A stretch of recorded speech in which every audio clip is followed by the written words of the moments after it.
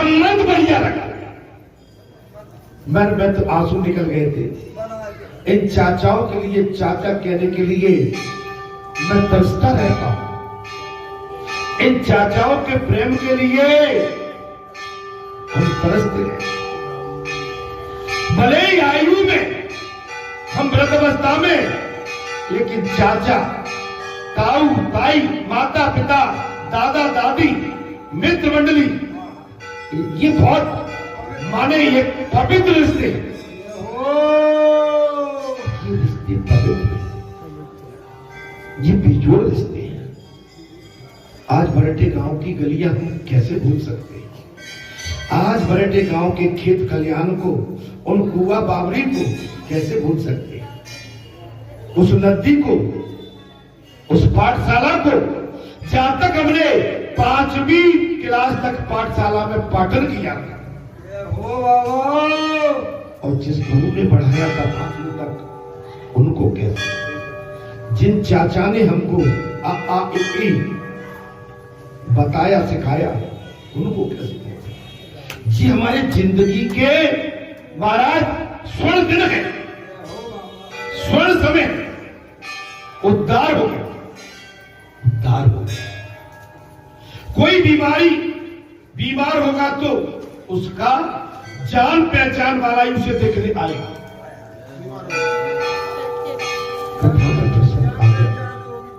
अगर कोई बीमार पड़ गया तो उसका जो जान पहचान वाला होगा वही मिलने आएगा। संबंध ही इसलिए को जन्म देगा। आपके संबंध यदि अच्छे हैं तो आपके पास जीत पहुंचेगा मिलने के लिए। लोग धनिकों, अफसरों, मंत्रियों के साथ तो तुरंत ही संबंध जोड़ लेते। आज वो बात आ गई, पैसे वालों के साथ, मंत्रियों के साथ, और बड़े अधिकारी होते जल्दी सब। एक चीज मैं आज कह देता हूं, धनिकों से संबंध जोड़ो जन कल्याण हेतु। मेरी बात को समझिए, धनियों से संबंध जोड़ना है जन कल्याण के लिए, मंत्रियों से संबंध जोड़ना है जन कल्याण के लिए, अफसरों से अगर संबंध रखना है तो जन कल्याण के लिए।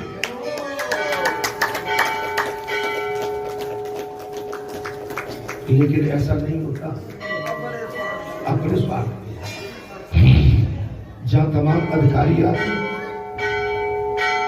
एसपी, डीएसपी, एसडीएम, इधर देखो, पटवारी, गिरदावरी, महाराज, जैसे मुझे कोई जरूरत है तो मैं अपनी जुबान हो मेरे बाबा, ये नहीं कहेंगे कि महाराज ये स्थान है, ये रोड थोड़ी सकड़ी पड़ती है, जहाँ व्यवस्थाएं, जहाँ भगत संतों के लिए आवागमन के लिए परेशानी खड़ी होती है, इसमें आपका कोई सहयोग हो जाए, आप समझो इस बात को नहीं। अपने निजी काम के लिए हम सटीक बोलते हैं, जबकि निजी काम के लिए बचना चाहिए। मैं एक चीज और बता दूं, अपने निजी काम के लिए हम बोलेंगे तो वो अफसर, वो अधिकारी, को मंत्री भी समझ जाएगा ये स्वार्थी आदमी है। मैं बहुत गहरी बात कह रहा हूँ। जब आप परमार्थ बोलेंगे, निस्वार्थ बोलेंगे, जन कल्याण के लिए बोलेंगे, अरे अपने लिए आप भूखे भी मर जाएंगे तो भी नहीं बोलेंगे, आपका स्वाभिमान तब चलता होगा।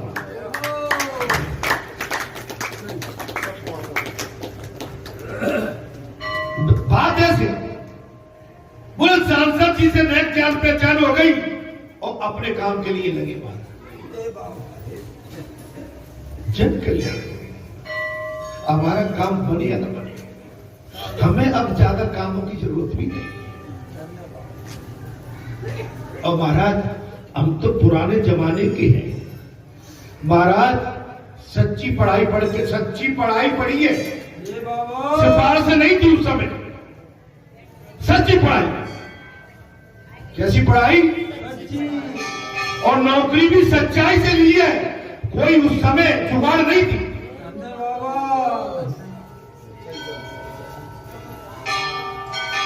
उस समय के हम लोग जो है विद्यार्थी रहे हुए थे, तो मेरा आपसे यही अनुरोध है, अपने निजी, इस कथा में आया महाराज, इसलिए मैं बात कह रहा हूं, कोई बीमारी पड़ जाए।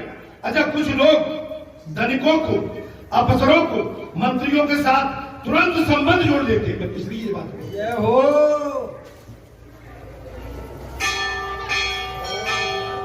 किंतु परमात्मा से संबंध जोड़ने में आलस पाते हैं। आलस कर रहे हैं, भगवान ने संबंधी ना बना। भगवान को संबंधी क्यों नहीं बनाते? मंत्री को आजाद आबाली देखो, किसी की हॉर्न देती भाई गाड़ी आ जाएगी, सबके कान खड़े और माने जो महाराज उठेंगे तो हमारे महाराज रखेंगे, नहीं तो मन लचाएगा और झूठी हंसी नमस्कार। अब वो कह जाएगा हमें आगे जाना। ए भैया ये तो स्वार्थी है, वो अपना काम निकालने आए आपसे। हालांकि ठीक है भाई, राय देता है, उनने कुछ अच्छे धर्म कर्म किए हैं, आज वो राजनीति में बैठे, उस गद्दी पर बैठे, उनका भाग्य। लेकिन तुमको केवल जब वोट पड़ेंगे तब तुम्हारे चक्कर लगाएंगे गली गली में। एक बार वोट उनकी उसमें पड़ जाए पेटी में तुम्हारी तरफ से, तो 5 साल तुम्हारी खोज खबर नहीं, और तुम जाओगी महाराज, बोले महाराज कौन आए? पुजारी जी आए। बोले पुजारी कह दो कि टाइम नहीं है, और जब आए तो पुजारी ढोक महाराज पायला गए। कौन पुजारी महाराज? कोई नहीं, इनसे बचना चाहिए। आप संबंध मैंने एक किसी से मांगने की जरूरत नहीं, दाता हो, दाता एक तू, भिखारी सारी। अरे मांगना है तो उससे मांग जो सबको दे, उसके आगे झोली और कटोरा फैला दोगे तो आप कभी खाली नहीं जा सकते। जितनी भी मार पड़ जाए, किसी संसारी जीव के सामने चिल्लाओ, शांत रोना है तो परमात्मा के सामने। हे संतो, हे महात्मा, अर्थात सच्चा संबंधी ईश्वर है। कथा में वो बात चल रही है। भगवान सुखदेव ने कहा, राजन, सच्चा हितैषी, सच्चा संबंधी, सच्चा रिश्तेदार, सच्चा मित्र, सच्चा पिता और सच्चा सब कुछ केवल ईश्वर है। ईश्वर से संबंध कायम करने वाले को सब कुछ मिल जाता है। ईश्वर से संबंध करने वाले को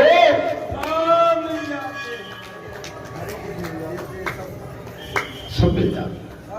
अच्छा देखो ना, यहाँ पर बालाजी आगे आप सबके साथ बैठे सब मिल रहा है, जहाँ आपके रिश्तेदार, नातेदार, हितैषी, मित्र मंडली, बहू, बेटी, बहन, बिटिया, दादी, दादा, नातेदार, रिश्तेदार, हितैषी सब मिल जाते। मिले कि नहीं? इनके काल में श्रुति के अनुसार एक परमात्मा अनेक स्वरूप है, एक ही परमात्मा के रूप अनेक है। भगवान सुखदेव ने कहा, राजन, बंधन पूजन तो सभी देवों का करना है। बंधन एवं पूजन सभी देवताओं का करना है, किंतु ध्यान तो ईश्वर का करना है। ध्यान ईश्वर, आपके सबके अंदर ईश्वर है। अपने बालाजी को मान लिया, महादेव बाबा को मान लिया, लेकिन ईश्वर सबके अंदर एक है, स्वरूप अलग है।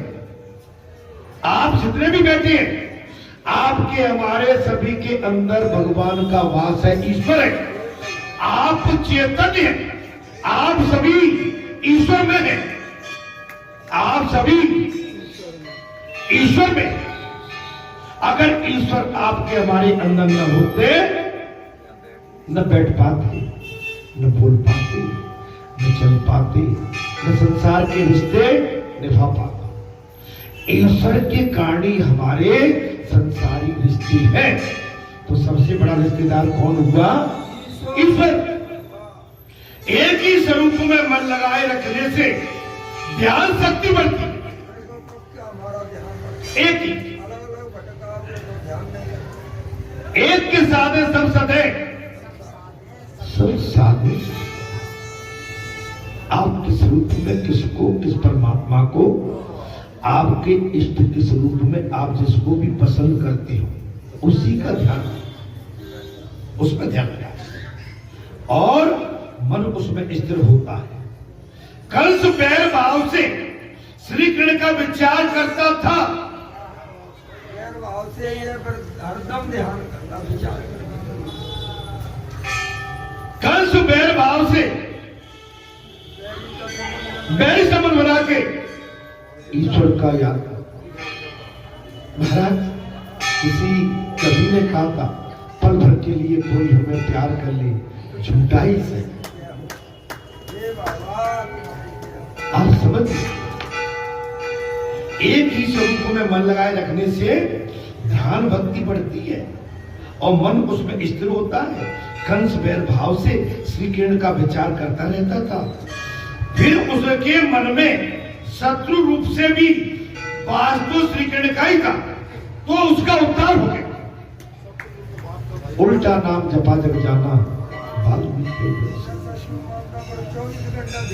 ध्यान परमात्मा।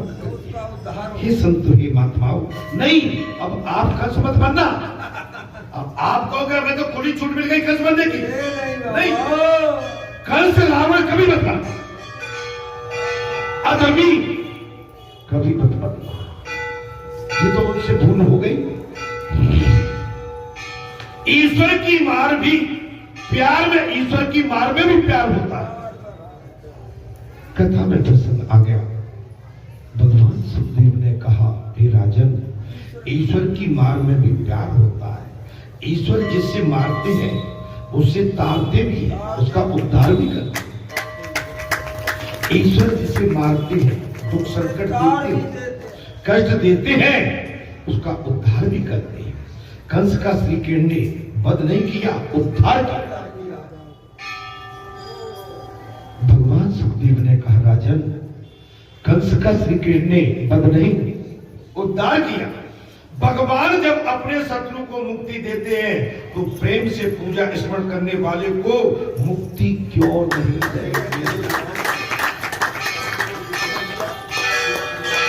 भगवान जब अपने शत्रु को भी मुक्ति देते हैं तो जो सच्चा भगवान का प्रेमी है और पूजा पाठ करने वाला, उसे मुक्ति क्यों नहीं देंगे? श्री कृष्ण बलदेव देवकी को प्रणाम करने के लिए कारागृह में पहुंच गए।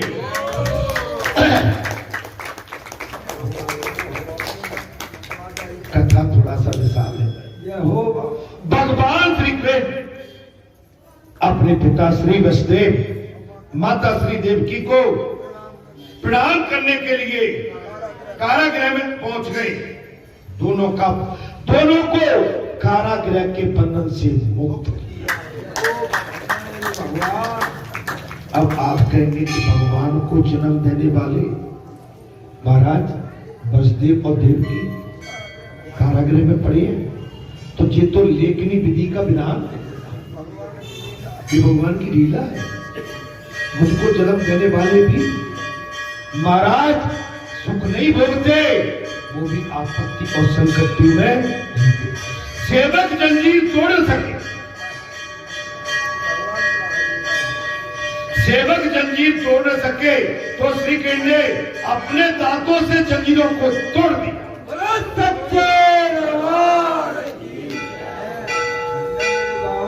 कारागृह में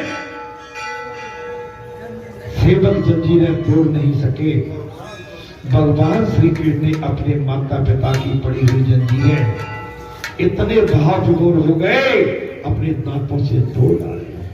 वासुदेव देवकी की महाराज संतति लुट गई, किंतु वे भगवान का ध्यान धरते रहे, सो उनको मुक्ति मिली है। तन्मन्यता, तल्लीनता के बिना सिद्धि नहीं मिलती। तन्मन्यता और तल्लीनता के बगैर सिद्धि प्राप्त नहीं पाती। ध्यान के बिना साक्षात्कार नहीं हो पाता है। आप जितना ध्यान करोगे परमात्मा का, अपने इष्ट का, अपने परमात्मा का, जब उनसे साक्षात्कार होगा। वसुदेव देवकी ने 11 वर्षों तक कठोर तपस्या की थी, तब भगवान के दर्शन प्राप्त।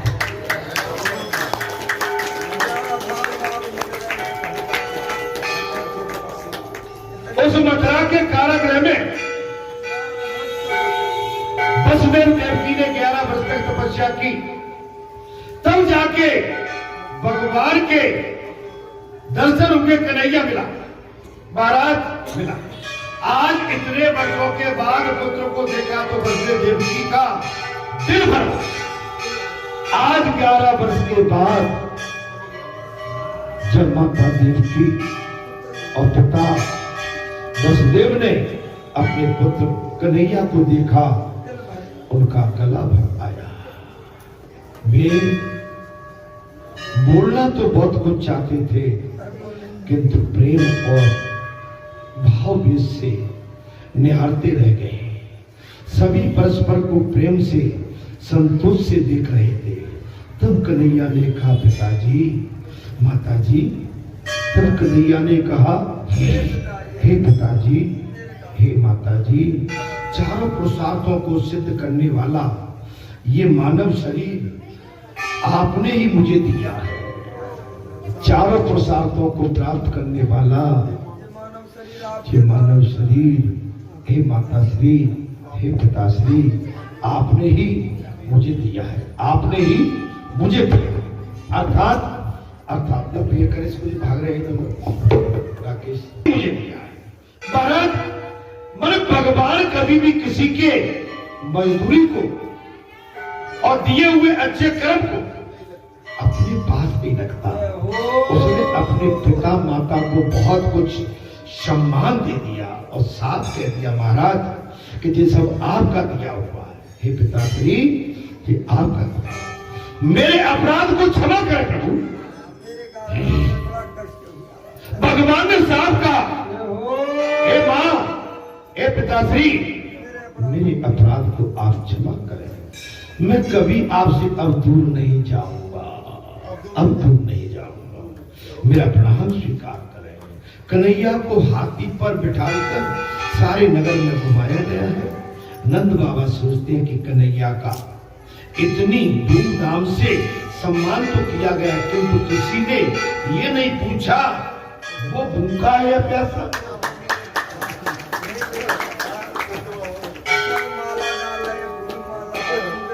नंद बाबा को एक ही चिंता थी, मेरे लाला को, मेरे कन्हैया को सबने स्वागत सत्कार किया है, लेकिन किसी ने ये नहीं पूछा कि मेरा कन्हैया भूखा भी है या नहीं।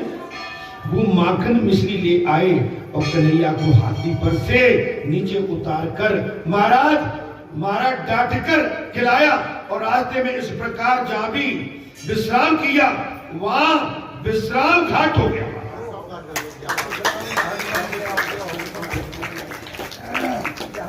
कंस का वध होने पर श्री कृष्ण के हाथों में मथुरा का राज आ गया।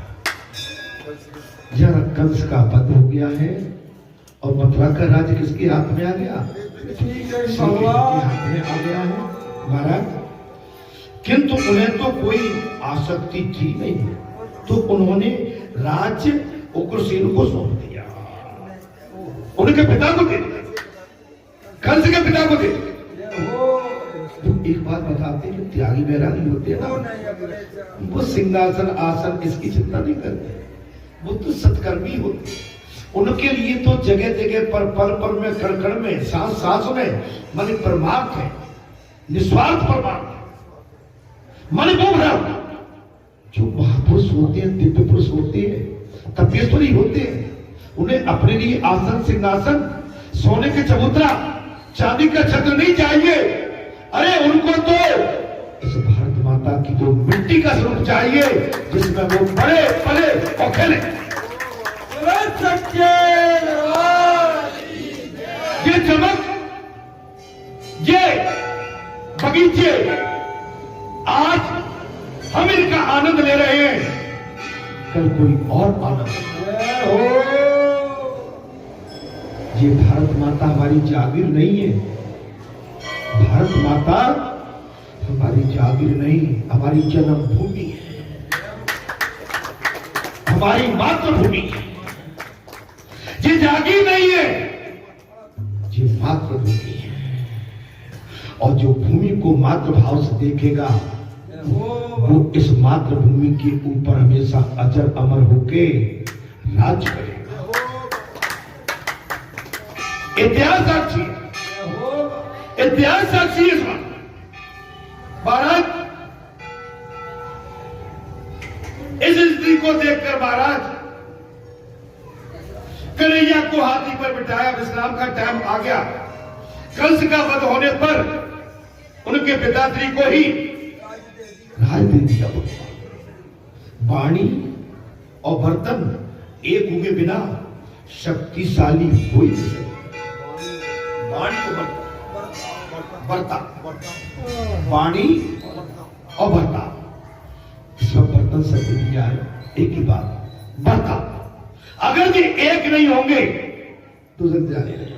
वाणी और बर्ताव आपका, जो वाणी से कहा वैसा आपका बर्ताव, जो आपने कथा सुनी वैसा आपका बर्ताव, जो आपने सुना और जो आपने कहा, ये दोनों ने इसकी मर्यादा में रह के इसका पालन करना, तब शक्ति मिलेगी। आप निर्भय कब रहते हैं, आप निर्भय बात कब कर पाते हैं, तब आप आचरणों पर टिके रहते हैं। किससे? भगवत कृपा से,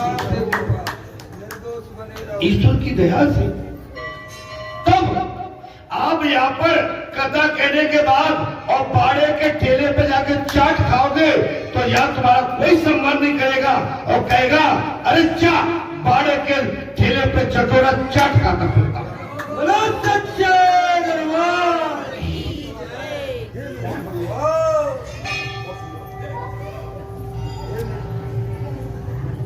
आपके अंदर मर्यादा होना चाहिए। अरे जा मेला में घूम रहा था तू, संत नहीं हो सकता। संत का मेले में क्या काम? संत का तो आश्रम में या भगवान की पीठ पर या किसी विशेष स्थान पर संत जो रमता। संत केवल एक चित्त एक ध्यान में। मैंने आपको मेले की बात बताई थी शायद 15-16 साल हो गए। मैं सर्विस काल में था उस समय। घर पर बोले भैया मेला चलती है।